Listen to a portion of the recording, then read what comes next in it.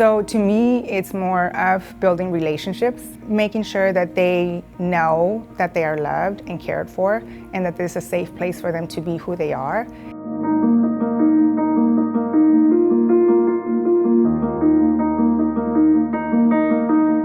My name's Denise Caldera, and I'm a bilingual kindergarten teacher. I teach at Gavon Elementary for CCISD. She is truly just one of a kind, one of our kindergarten bilingual teachers, and she is extremely proud of her Hispanic culture. I was born in the Valley. I did live in Mexico for a few years. We were migrant workers when we lived here. It's like our family moved to Minnesota every summer because my parents worked out in the fields. So we got to sit in the van and watch my parents work.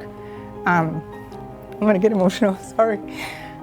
But that's where my drive for higher education came into play. So we had to learn the language and we had to learn the culture as well. And I was sitting in my reading class, I remember, and the teacher said, okay, take out a piece of paper, right? And to me, it was like, okay, I know a piece and I know paper, I got this. So I took out a sheet of paper and I folded it in half, I cut it, then I folded it in half again and I cut it again. To me, it's like, that was a piece of paper. She said, oh, you don't belong here, right? This is not the right placement for you. Now as a teacher, I know she didn't mean it in a degrading way. I know she meant it like, oh, let me get you the help that you need. But right there in that moment, her telling me, oh, you don't belong here, made me feel, it's like, So in return, now that's how I feel with my students, because I see myself in a lot of my kids, when they come in my room and they're the bilingual, the silent period to where they're afraid to speak because they might pronounce something wrong. That's who I was growing up. Dice que nos hace cosas divertidas y nos enseña a hablar inglés en nosotros mismos porque ella confía en nosotros y nosotros en ella. She can relate to them, and so, because of that, she knows where they're coming from and how to help them. I've seen it at the beginning of the year with the kids when she's talking to them in kinder, and again, perhaps it's their first experience of school, and with the parents, you can see their lights like, wow, you get me. Me comprendes, me entiendes, you're meeting me at my level, you're meeting me where I need to be met. I got this. I got this. Yo creo en mí mismo. Ms. Caldera cree en mí. My philosophy of education has always been, you gotta get to the heart before you get to the brain. I receive my kids every morning with a hug. Every morning, it's the hug, or you choose what you want. At the beginning of the year, it was a lot of high fives and a lot of fist bumps or whatever, and now it's like hugs, every morning hugs. I like it when Ms. Caldera gives me a hug and a high five. She was more cheerful than any other teacher that I've been with. She was like, you can do this, keep going, don't give up. And they know that they are safe in her classroom. They know that they have a voice, and they know they are loved. Just telling them to believe in themselves, that they are worth more than they see, that they even know. Letting them know that there's someone in school who really truly cares. She does that with her students. She meets them where they're at, makes them feel seen, makes them feel heard, makes them feel that they are important. That's it. You've opened those doors for that education, that learning, that knowledge to happen. Es buena, siempre me da abrazos, nos divertimos y nos leímos, aprendemos matemáticas, me ayudó a hablar inglés.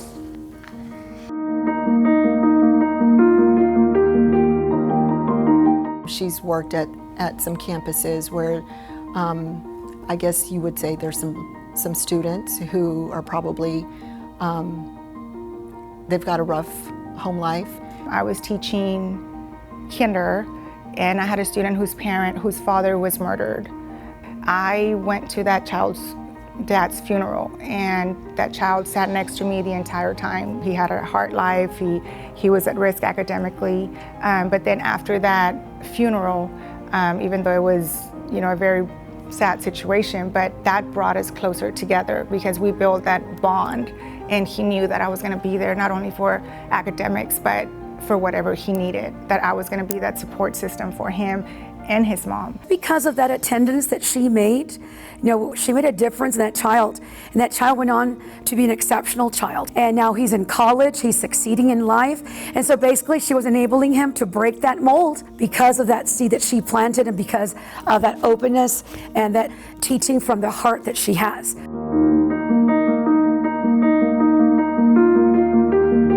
And so when she, and this is hard, when she lost her husband, I know that those students also reciprocated the support that she showed them. They came and supported her as well. And I know that meant a lot to her. I became a widow at the age of 46. My husband goes for a run, comes home, collapses in front of me. I have to do CPR and couldn't help him. And I feel it every day, but it's not a tragedy. To me, that's God's timing and God's calling. So I never question God's plan for me. It's just, you just gotta learn to deal with it and keep going. And I thought this was the perfect place for me to be. Teaching is never lonely when you are surrounded by teachers who care as deeply as this family does. And those kids helped me so much. And then for the rest of the year, she just kept on going, even though it was hard for her. She never gave up on teaching her students. Even I started crying during that time. Of course it took a toll on her, but she always came with that positive attitude. She's really like the strongest person ever. She passes her hardest times, even though it still breaks her heart. She's very strong, confident. She'll never give up. Even if she doesn't exercise, she's still strong. So I see a lot of my old students, previous students, at his service. And it's like, wow. That's the type of impact that you have on the community, and that's when you know that's your teaching legacy. That is the legacy you're leaving right there.